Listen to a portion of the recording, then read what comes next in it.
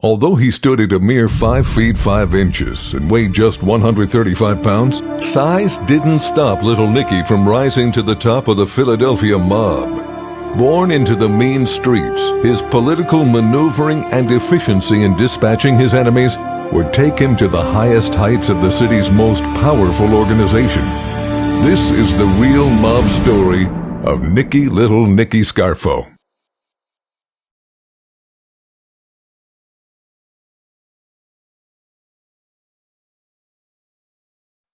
In the wake of the shocking assassination of Philadelphia boss Angelo Bruno and the demise of his killer Tony Bananas Caponegro, Vincent the Chin Gigante sent for Phil the Chicken Man Testa and Little Nicky Scarfo. They met at the infamous Triangle Social Club in Manhattan's Greenwich Village. Seated in front of them were Anthony Fat Tony Salerno, Frank Funzi Thierry, and Vincent the Chin Gigante in his trademark bathrobe. "We've decided to make you boss of Philadelphia," Gigante said, looking directly at Testa. "We want you to name Nicky here as your underboss or consigliere, and we want Blackie Napoli in charge of New Jersey operations. The commission has also ordered anyone and everyone involved in the hit on Bruno to be identified and whacked," Gigante ordered Testa. The Chicken Man accepted, and everyone in the room hugged and kissed. Days later, Testa organized a meeting to announce his new position as boss of the family. As directed by Gigante, he named Little Nicky Scarfo as his consigliere. He also called on Pete Casella to be the family's new underboss. Casella had recently been released from prison and had skillfully positioned himself to take the role. With his new role as Philadelphia boss, Testa's first order of business would be to take care of an old-school gangster named Johnny Keyes Simmone. Simmone was a distant cousin of Angelo Bruno and was the head of the family's operations in the Trenton area of New Jersey. It had become clear that Simmone was making a bid to take over the family and had approached the Gambinos for support. Simmone had reached out to Nicky Russo, a Trenton-based capo in the Gambino family. Russo reported directly to Gambino family boss Paul Castellano. News of this got back to Scarfo, who called upon his New York ally Bobby Manna. After looking into the matter, Manna informed Scarfo that he was sending someone up to Philadelphia to meet with him. "This man is trusted by all the families. He is La Cosa Nostra. You'll like him. He's your kind of people," he explained, meaning he was a hitter. The meeting took place a few days later. The man sent by Manna was short, stocky, in his mid-30s with dark hair and the eyes of a stone-cold killer. It was none other than Salvatore Sammy the Bull Gravano. Years later, Sammy would rise to the ranks of underboss in the Gambino family under John Gotti. Little Nicky and Philip Leonetti, Scarfo's nephew, sat down with Sammy to discuss the Johnny Keyes problem over dinner. Sammy vowed to take care of the matter personally. Within days, Sammy and members of his crew had kidnapped Johnny Keyes from a country club in Trenton. They forced him into a parked van, which promptly drove away. As the van approached a toll booth, Sammy and the crew thought Simmone would try to get someone's attention, but the old-school gangster remained silent. At one point, he apparently suffered some sort of seizure. He begged Sammy to get a nitroglycerin pill from his pocket and put it in his mouth. "Don't let me die from a heart attack," he told Sammy. The van pulled over near a payphone booth. Sammy explained to Keyes that the bosses were discussing what to do with him. "If the bosses decide to whack me, please, can you take my shoes off?" Simmone requested. Simmone had an agreement with his wife that if he was ever to meet death on the streets, that his shoes would be off his feet, symbolizing that he hadn't died unexpectedly. After a short time, Sammy announced that the decision had gone against Keyes. The van drove to a secluded area in the woods. "I want a made man to do it," Simmone stated along the way, as Sammy removed his shoes. When they stopped, the mobster was hustled out of the vehicle. A few steps outside of the van, he lowered his head, and as requested, a made man named Louis Melito put a bullet in the back of Simmone's head. It was the end of Johnny Keyes Simmone. Many years later, Sammy the Bull explained that Johnny Keyes Simmone was a man's man. Of all the hits he made in his career, he regretted that one the most. Frank the Barracuda Sindone was next on Testa's list. He was one of the conspirators of the Angelo Bruno hit, and as per the Chin's instructions had to go. Testa's son, Salvi Testa, lured Sindone to a house where Scarfo crew member Frank Monty was waiting. As Sindone entered the house, Monty pumped 3 shots into his head. His body was dumped in an alley behind a store. It was the end of Frank the Barracuda Sindone. A few weeks later, Scarfo asked Testa for permission to whack John McCullough, head of the Roofers Union. McCullough was close with Angelo Bruno and was the one who had taken the Atlantic City contract that Little Nicky had wanted. He had been considered untouchable when Bruno was alive, but in the wake of Bruno's murder, McCullough was exposed. Scarfo detested McCullough. He felt the lucrative Atlantic City contract that he was cut out of by Bruno belonged to him. Testa granted Scarfo permission to remove McCullough. They staged a flower delivery at the McCullough home. When the driver arrived with the flower arrangement, he placed them inside and told McCullough's wife that he had to return to the delivery truck to get a second bouquet for them. When he returned, McCullough was on the phone, and his wife was busy getting money for a tip. The delivery man placed the flowers on the table, fired 6 shots into McCullough, and calmly left the scene. It was the end of John McCullough. It had been a busy time for Scarfo's crew, but as things started settling down, Scarfo decided it was time for a long-awaited break. Scarfo and his crew headed to Florida to unwind. Upon their return to Philadelphia, Little Nicky was summoned by Testa. It was back to business. He and Philip Leonetti, Scarfo's nephew, met with the boss at a restaurant where Testa's face revealed concern. He shifted nervously as he explained his suspicions that Frank "Chicky" Narducci was trying to make a move on him. Testa said that Narducci had recently paid him a visit and asked to borrow $50,000.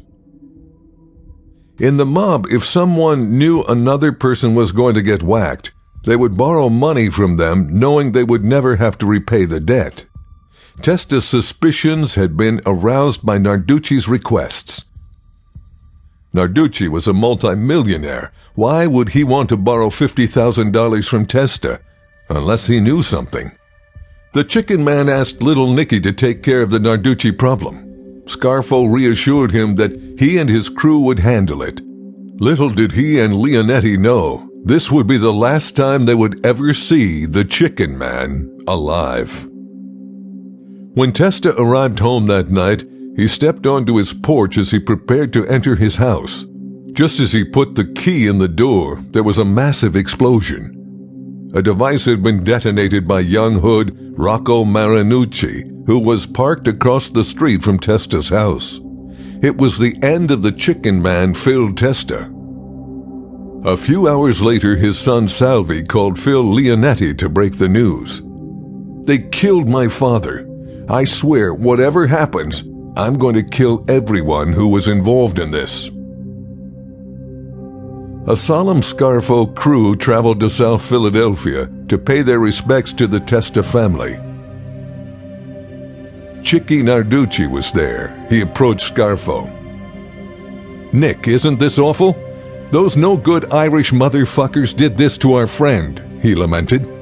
Scarfo replied, "What can we do, Chick? We just have to wait and see what happens," Scarfo told Narducci.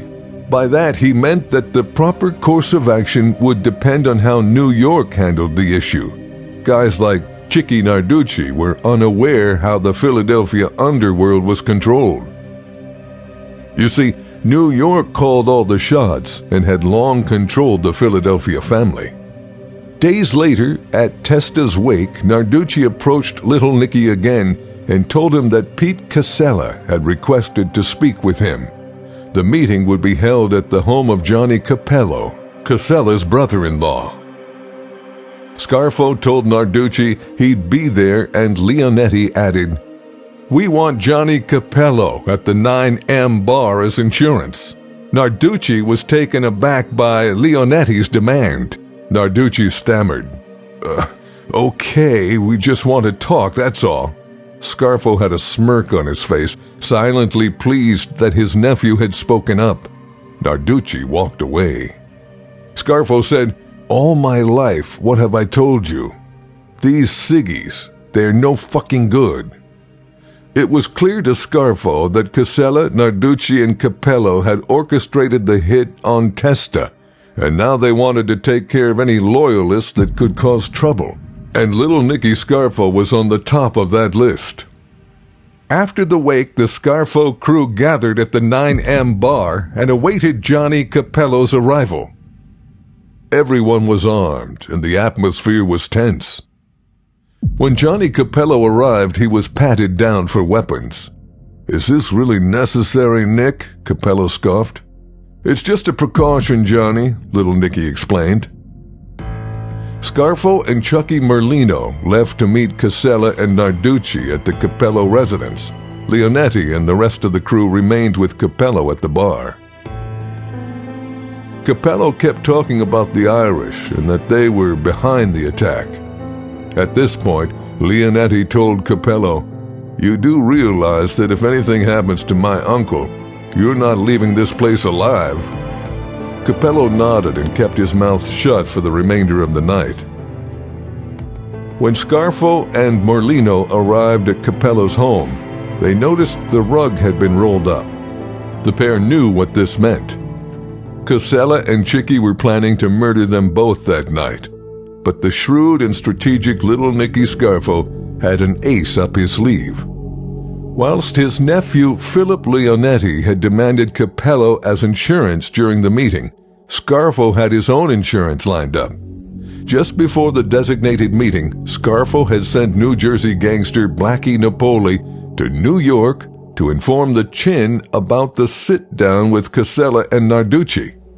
If Scarfo didn't return from the meeting, the Chin would know immediately who was responsible and dispatch a Genovese hit squad up to Philadelphia to whack out Pete Casella and Chicky Narducci. When Scarfo told Casella and Narducci about the Chin knowing about the meeting, they were shocked and the meeting came to an abrupt end. Casella and Narducci realized their hands were tied. Their plan had been thwarted. Upon Scarfo and Merlino's safe return to the 9M bar, they dismissed Capello, who left in a haste, thankful for leaving the bar with his life. Shortly after Blackie Napoli returned from New York, he told Little Nicky that Bobby Manna wished to speak with him in person. Scarfo went to meet Manna in New Jersey on the day of the Chicken Man's funeral. Scarfo told Manna that he'd discovered Casella, Narducci, Capello, and a few others were behind the hit on Testa. Manna explained that the commission had never sanctioned the move, and therefore it was illegal. He said he'd personally meet with the Chin about the matter within the next few days. Little Nicky knew the fallout meant he would soon be crowned as the boss of Philadelphia, and that Pete Casella and Chicky Narducci's days were numbered. He had outfoxed the wolves, or had he? The next day, Scarfo and his nephew traveled to New York for a meeting with the head honchos. Pete Casella had also been sent for. In La Cosa Nostra, it was viewed as a token of respect to arrive early for scheduled meetings. So Scarfo and Leonetti arrived early for their 1 p.m. appointment. They met with Genovese captain Benny Eggs Mangano at a bar close to the Triangle Social Club. Mangano welcomed them warmly. At that point, Casella had not yet appeared. By 12:30, he still hadn't arrived. An hour later, there remained no sign of him. Scarfo and Leonetti began to consider the possibility of this being a setup. It was unthinkable that Casella wouldn't show for the meeting. In the mob, if you got sent for, you had to go. Otherwise, it was an automatic death sentence. Leonetti recalled, "I knew what my uncle was thinking, and his radar was up." Maybe Casella and Narducci had an ace up their sleeve. Whatever it wasn't looking good, Leonetti later recalled. What if it was him and his uncle who were about to be whacked? Finally, at nearly 4 o'clock, Casella entered the bar, along with Rocco Marinucci. Benny Eggs greeted Casella with the traditional hugs and kisses. Casella introduced Marinucci to Benny Eggs. "This is Rocco, a friend of mine." At which point Benny Eggs' disposition changed. If a mob guy was introduced as a friend of ours, it would mean that he was a made guy, a part of La Cosa Nostra. If he was introduced as a friend of mine, like with Marinucci, it would just mean that he was an associate. "He can't be in here," Benny Eggs said, as he motioned for the non-member to leave the establishment. Marinucci was escorted out by Genovese soldiers. Casella and Little Nicky were then escorted to the Triangle Social Club to meet with the Chin, while Leonetti stayed behind with Benny Eggs. Unbeknownst to Scarfo, the reason for the delayed meeting was because a friend of Casella, that was also a Genovese captain, had been pleading Casella's case to Gigante. As they entered the Triangle, a familiar sight greeted Scarfo as the pair stood in front of the Genovese panel, consisting of Anthony Fat Tony Salerno, Louis Bobby Manna, and the de facto boss of the Genovese family, Vincent the Chin Gigante. This time they were without old-timer Frank Funzi Thierry, who had recently passed away. Casella knew there was a likely chance of him being carried out of the meeting. The atmosphere was tense. The Chin told Casella, "Listen, don't lie to us. If you lie to us, we can't help you. Tell us the names of everyone involved in the plot on Phil Testa." Casella answered the question directly. "It was me. It was my idea," he explained. Chicky Narducci, Rocco Marinucci, and some kid Rocco knows. It was at this point Fat Tony Salerno barked. "This motherless fuck!" He bellowed, removing the cigar from his mouth. "This kid, does he have a name?" "I don't know his name," replied Casella as he hung his head in shame. At this, the Chin pounded the table with his fist. A wide-eyed Casella looked up from the floor, not knowing what to expect next. "You're finished," Gigante shouted. "You are to retire immediately to Florida. You're forbidden from ever returning to Philadelphia. When you leave here, you get on a plane and you go. If you breathe a word of this to anyone, we will kill you, your brother, and your brother-in-law. Do you understand?" Casella nodded. He was immediately escorted out of the Triangle Social Club. As he left, he attempted to shake the Chin's hand. He was met with a visceral look of disgust as Gigante spat on the floor in Casella's direction. When Casella was gone, the Chin turned back to Little Nicky. "Well, Nick, I don't see anyone else here, so I guess that makes you the new boss," he announced. Everyone in the room rejoiced as Scarfo was given congratulatory hugs, handshakes, and kisses. Little Nicky Scarfo had long dreamed of this day, the day he would be named King of the City. The lessons taught to him 30 years earlier by his mentor, Skinny Razor DiTullio, had finally paid off. He was now undisputed boss of the Philadelphia underworld. This was the real mob story of Little Nicky Scarfo.